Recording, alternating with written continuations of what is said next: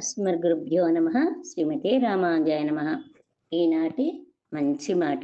జీవితాన్ని ధర్మబద్ధంగా కొనసాగించటానికి సన్మార్గమే ఉత్తమ సాధనం.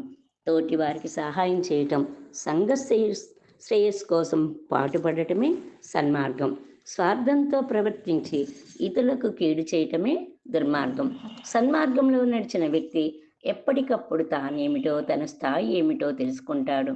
ఆత్మవిమర్శన చేసుకుంటూ ఉన్నతమైన బాటలో ప్రయాణిస్తాడు. ఈ సమాజం ఎలా అయినా ఉండని కాక మనం ఎలా ఉన్నామన్నదే ముఖ్యం, ఏం చేస్తామన్నదే ముఖ్యం. కమలం బురద మధ్యలో జీవిస్తున్న తన తేజస్సు కోల్పోదు, కోమలత్వాన్ని వీడదు. మనిషి కూడా కమలంలాగే బ్రతకాలి. సన్మార్గంలో సాగటం వల్లే మనిషి ఈ సమాజంలో అత్యుత్తమ గౌరవాన్ని పొందుతాడు. మానవత్వం వల్లే అందరికీ ఆదర్శప్రాయుడవుతాడు. అందుకే భగవంతుడు ప్రసాదించిన ఈ జన్మ ద్వారా అందరికీ సహాయం చేసే స్థాయికి మనిషి ఎదగాలి. మరు జన్మ ఉన్నదో లేదో మనకు తెలియదు. గత జన్మ ఎలాంటిదో కూడా తెలియదు. ఈ జన్మలో లభించిన పవిత్రమైన మానవ జన్మను ప్రతి మనిషి సార్థకం చేసుకోవాలి. 10 మందిని ఉద్ధరించే ప్రయత్నం చేయాలి. ఒకసారి సన్మార్గం వైపు ప్రయాణించిన మనిషి చెడు మార్గం వైపు మరి కన్నెత్తి చూడడు. సత్కార్యాలు చేస్తూ ముందుకు సాగుతాడు. దారిదోపిడులు చేసే రత్నాకరుడనే బోయవాడు నారద మహాముని ఉపదేశం వల్ల పరివర్తన చెంది రామనామ జపంతో వాల్మీకిగా ప్రసిద్ధి పొందాడు.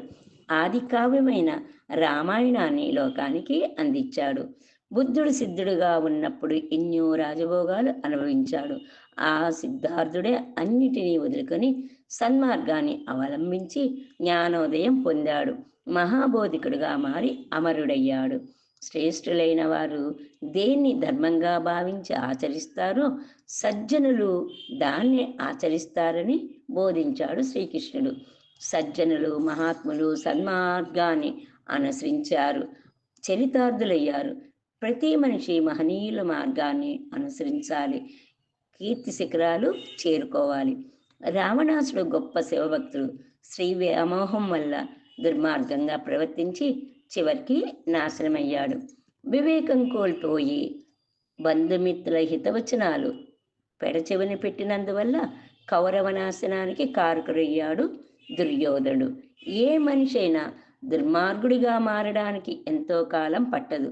మంచి మనిషిగా మానవోత్తముడిగా గుర్తింపు పొందటానికి చాలా కాలం పడుతుంది. తద్వారా వచ్చే కీర్తి చిరస్థాయిగా నిలిచిపోతుంది. సన్మార్గమే మనిషికి సంపద. సన్మార్గంలో ప్రయాణించే మనిషికి ధనధాన్యాలు లేకపోయినా అన్ని సంపదలు ఉన్నట్టే.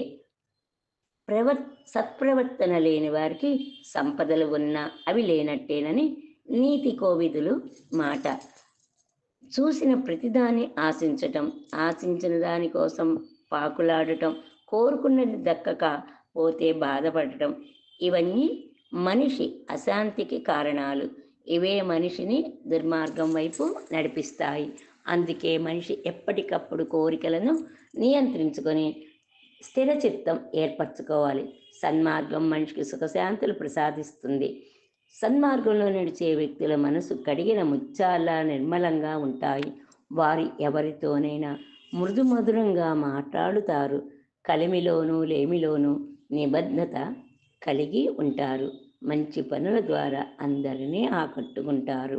సన్మార్గంలో ప్రయాణించిన మనిషి మనిషిగా ఎదుగుతాడు. ఉన్న స్థితి నుంచి ఉన్నత స్థితికి చేరుకుంటాడు.